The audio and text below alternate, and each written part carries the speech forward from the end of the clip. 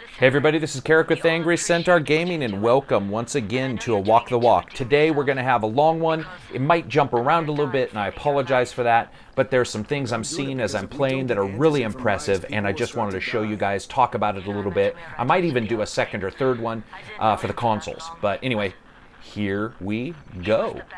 The first thing that I've noticed is this is one of the farthest reaching flashlights I've ever seen in a game, and it's actually correct. It's actually done well, and it spreads that light accurately. It's really nice because a lot of games, a flashlight will only maybe shoot off 5, 10, 15 feet, but that's actually not how far a flashlight will go, especially in the dead of night. Here I just turned off the light so you can see what the difference is between day and night. They do a really good job of, making the overall ambient lights and the direct lights really feeding into the overall picture. I love it. The lighting at night is just something to be seen. Now I've jumped ahead here a bit. I love this scene right here with the orange and the purple, that overall colored lighting. You saw it in my preliminary review. The colored lighting is something that really adds atmosphere here. And a lot of games just don't do it right, whether it's their engine or it's the fact that they just don't have the artistic desire or artistic ability to really get things to look different and unique. These guys have done a really good job with colored lighting. The oranges, the purples, you'll see blues of halogen lights, all the different lights sort of mending into one another.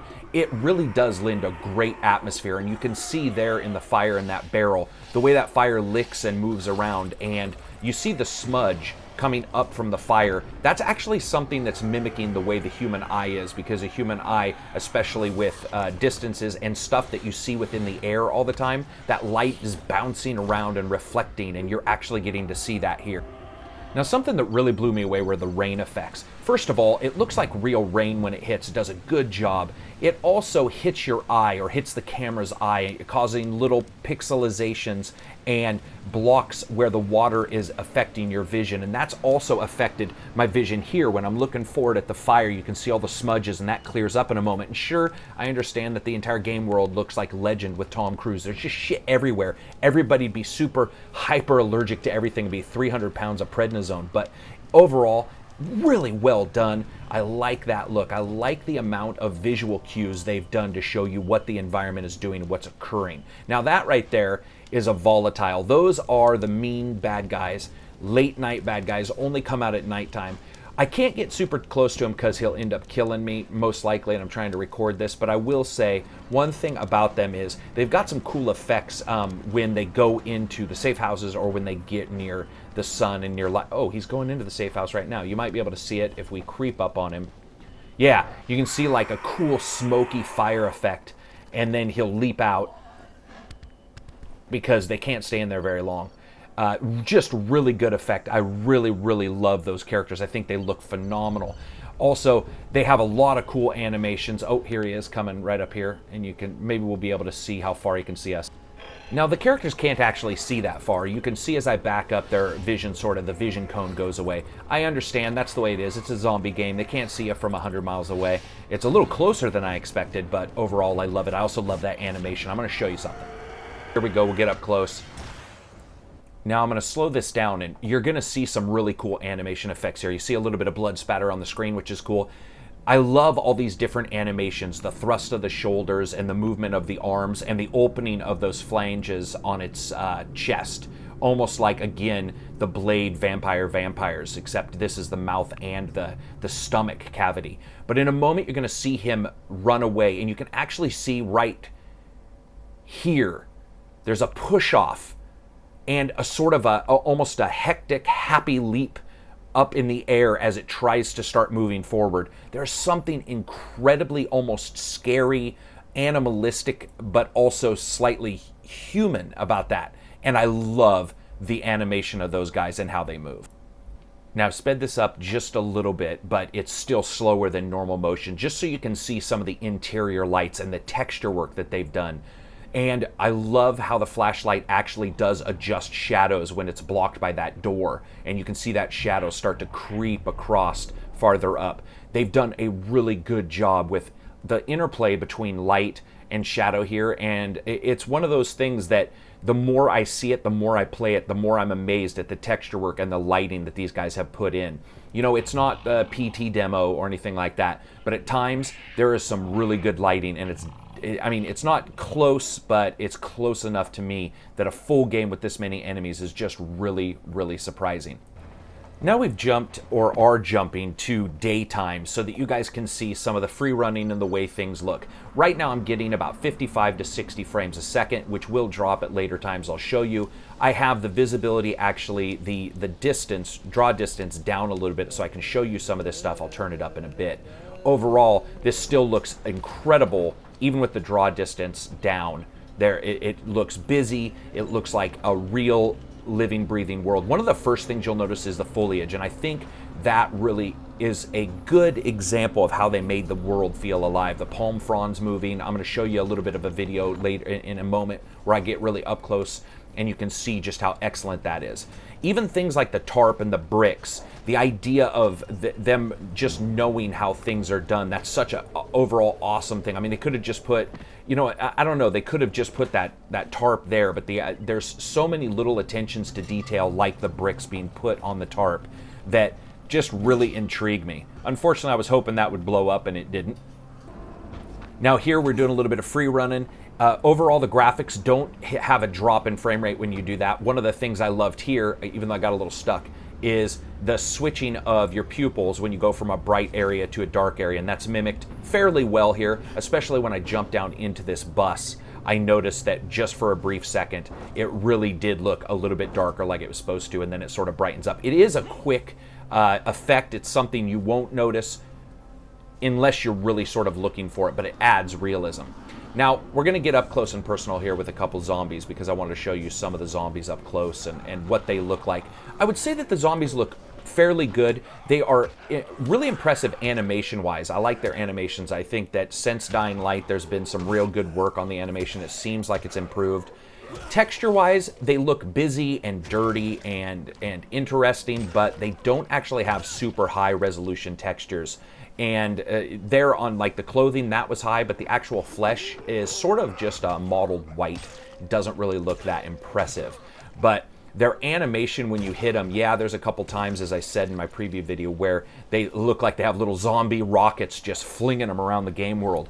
For the most part, though, they look really good. Also, the foliage here, you can see that, you know, the climbing up the wall of the ivy, it's all done really well. It's done the way nature would do it. Ivy in areas where it's darker and not usually in areas where sun hits it a lot. Just a very good job. So going in, I'm sort of seeing that motion blur and the depth of field are on. I'm turning those off. Now, you gain about 5 frames per second there on the PC version, and overall, I am not a fan of motion blur. I never have been, and depth of field is always too much for me. This, to me, just shows a crisper overall picture. It's a little bit easier for you guys to see special effects as well, without them being impacted, because motion blur covers everything. So here we get 2 zombies. I'm just repairing my weapon. You can see the different animation states that they have. And one of the things I love to do is one hit and then a kick, because a lot of times, if you're lucky, you can end up spinning them around, kicking them in the back of the legs, and they'll fall down. There's a lot of different status effects for you, you know, blurring of your character's vision and so forth to show that you're either tired or have been hit. A lot of blood effects. The blood effects, I will say, are fairly lowbrow. They're not really that good. They're just sort of splattering here and there.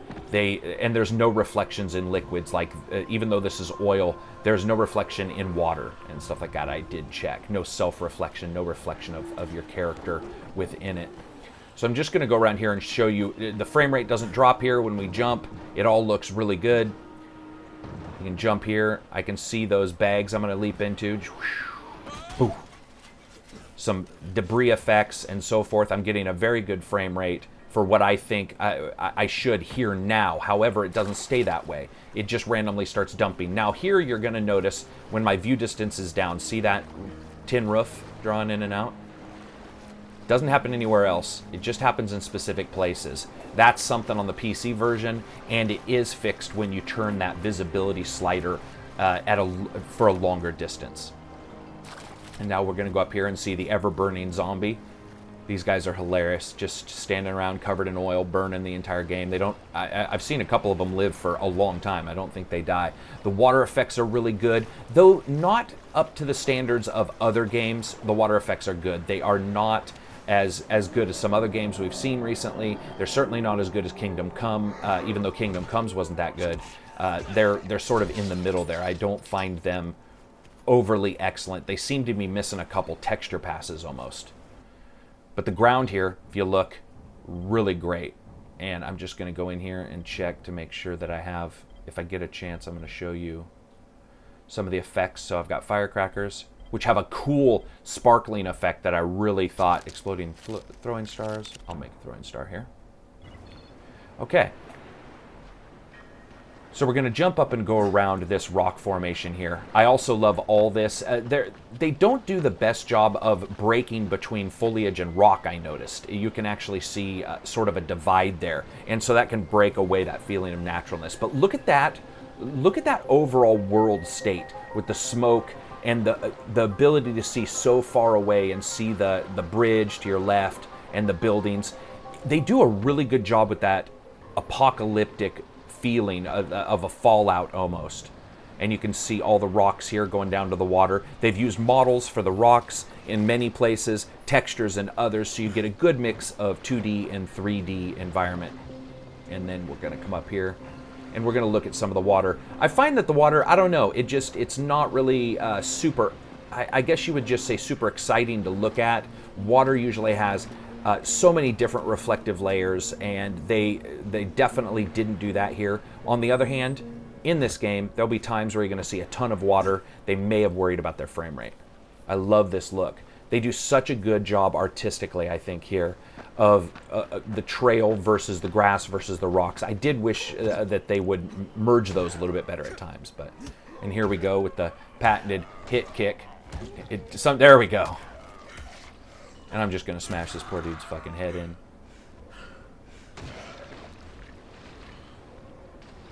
And let's see if I can kill him. One thing I noticed is water doesn't stick to anything. It does wet their clothing, but it seems to dry instantly. It's totally fine. A game like this with this many characters, I really can't see that we should expect anything else. Let me see if I can go in here. No. Go across this little shanty.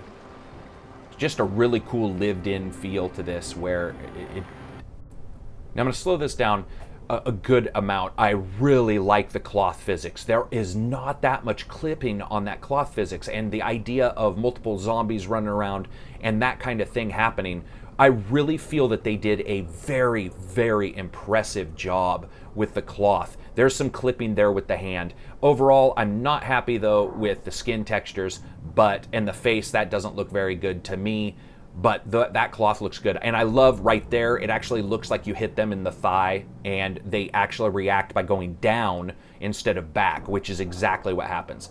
You can see all the effects there, see how the cloth moves. It's fairly well done. It's got some weight to it. I missed there, which is actually good because I wasn't anywhere near hitting them, and then boom. You can see, I love how they don't bend over themselves. They get to the extent of a joint and then they basically ratchet, which means once a joint has bent as much as it can, the rest of the body will bend so that the joint doesn't break, unless, of course, you're going too fast. And when I kicked, you saw the character fall down, and once their knee got to the point to where there was no more bend in it, the rest of the body sort of ratchets over. Really good. Now, there's some clipping there when characters get up. I think that's pretty standard. And then she does the karate neck tumble, which really ends badly for her.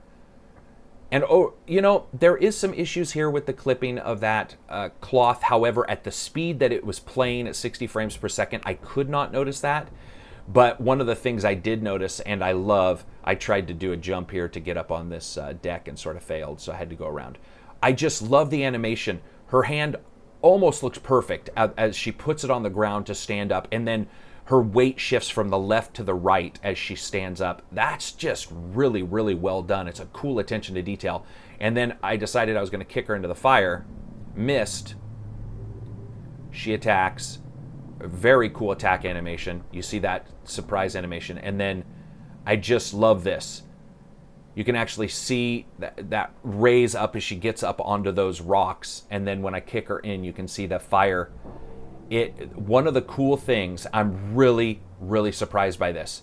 As she falls, the fire climbs from her feet up. That is actually very well done. Also, the fire looks just phenomenal, I think. But that fire crawled up. It ignited from the feet up. Now, is she made of butane and you know, incredibly flammable things? Not so much.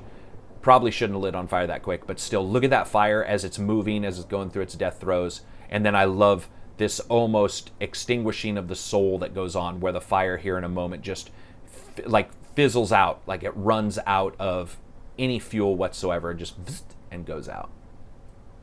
Now, jumping here to a slightly later hour, we're getting to the point where you've got nighttime coming. You can see, one of the things I don't like is the sun does the typical Skyrim Oblivion thing, where the sun moves so quickly that it really does make the shadows look a little bit funny as they're moving full speed. I do like the fact that almost everything self-shadows, so that means a person's arm will show shadow onto their shoulder, that kind of thing, or shoulder onto arm.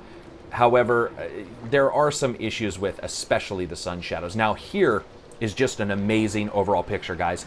Those palm fronds and the way they're moving and the wind, you can actually see the momentum of the wind build up and the propagation of the wind over those rocks and across these palm trees. And you can see the palm trees get hit with gusts of wind and change their speed, the tempo. It is just really well done, and it adds such an overall atmosphere to it. Now, I'm going to hit on a couple things as we wait for nighttime. I have to say, this may be my soundtrack of the year, and I mean that. I'm a John Carpenter fan, and this game's soundtrack reminds me so much of the old 1980s movies that John Carpenter did. The Thing, They Live, The Fog, those kind of movies, and there's an ambient synth to things. It's just an excellent soundtrack. There's a couple vocal soundtracks at times that really do add the atmosphere. That's the thing about this game. I really didn't expect it to capture my imagination this much, and it really has. It's a mixture of really, really good graphical, I would say, or attention to detail. Every detail, or most every detail, has really been thought forward, looked at, and identified. Now, one of the things I'm going to show you is the anti-aliasing. Currently it's on, and you can see those bridge wires in front of me. And though you may be able to see this in the video, they're slightly stair-stepped, which means you can tell they're not perfectly straight line because they're made up of pixels. However, what we're going to do is we're going to turn off the anti-aliasing, and you can see how it really looks. And there you go. I think that's a good example of how the anti-aliasing in this game works. It does work fairly well. However, I'm not a huge fan of it because just like when it's not on, there is a shimmer to diagonal lines. There's a shimmer to the edges of some things. So I'm going to turn it back on. And you don't actually lose that many frame rate. However, I was getting, listen to this, I was getting 60 frames a second, turning it all the way up, 27. I have a 9800 GTX. I've got an Intel i7 brand new processor running at 4.2 gigahertz, 32 gigs of RAM. I've got the system, barely anything else on it but this game and the games that I review. And that, when you crank that view distance, you get a huge drop in FPS. And I'm going to say right now, the consoles, just for you guys, their view distance is definitely turned down. Now, what I'm going to do is drop it down about 50%. And we're back up to 50. So for 39 to 50 right now. So there is even just one or two clicks on that overall slider can make a huge effect. However, many people aren't going to notice any differences between those. So what I did is I found sort of a happy medium, which is where I can get above 30 at all times, and that's about 1/2 to 3/4. It's going to be different for different people. There are some issues with optimization on the PC we all know of. It's definitely not using the CPUs, but that slider, if you're having issues with graphics, that slider's the way to go. Now, as night comes, this is just awesome. You can see that fading sun. It's an amazing sunset. You guys know I dig that kind of stuff. And I did it in the Kingdom Come video where we ended up going into nighttime, or going into dawn in the Kingdom Come. This time we'll sort of fall into dusk so I can show you some night effects, and then we'll end the video.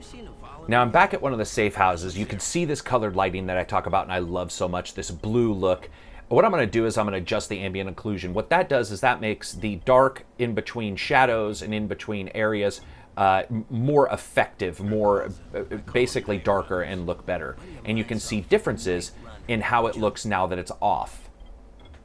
And then we'll go in and we'll turn the ambient occlusion on, and the NVIDIA version of that basically on, which is a better version.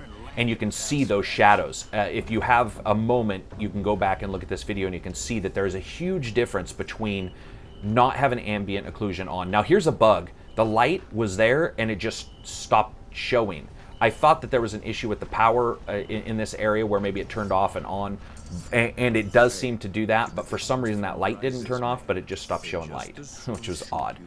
Here you can see the difference between how the lighting between my flashlight and the blue of the colored lighting mixed together.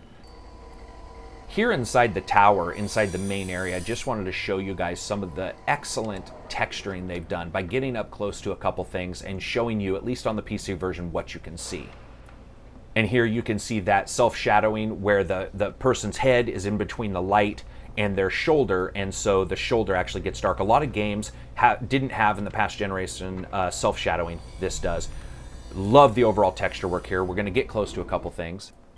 Now we're going to look at some of the texture work within the game. One of the things I noticed is when you get close to items like these post-it notes and others, there's just no pixelization. It is really a crystal clear overall picture, and that surprised me how well it was done. I mean, you can see the words on those post-it notes. Another thing is up to the right, there is a painting, and I don't know if I captured it perfectly in this video. I did right there. It, aside from the plasticky frame, it looks real. So looking through this area, I was really surprised by a lot of the textures, but I was also surprised by a couple other things. First of all, every time I enter a room, I don't know if I'm having a stroke, but I have to play the guitar a couple times. And moving on. I love this look outside. Look at that. Oh man, that is so awesome. It captures your idea of what's going on. Anyway, so we're going to get close to a couple textures so you guys can see up close some of the work that these guys have done. You can also see the light. I love that the flashlight and the way it bounces off things. Everything within this area is just so depleted looking. It looks so great. You can see here where that shadow moves with the flashlight. It's not perfect, but it's a good add. It's one of those things that if you're not looking at it too closely, it looks great. And I love, this is great. All this tile in here is barely reflective, and I thought it was a glitch at first, but I realized it was an artistic choice to put just a little bit of reflection, almost like no matter how much debris and blood and death is there, there's a little shiny part. And here we come up to some of the best wind effects I've ever heard.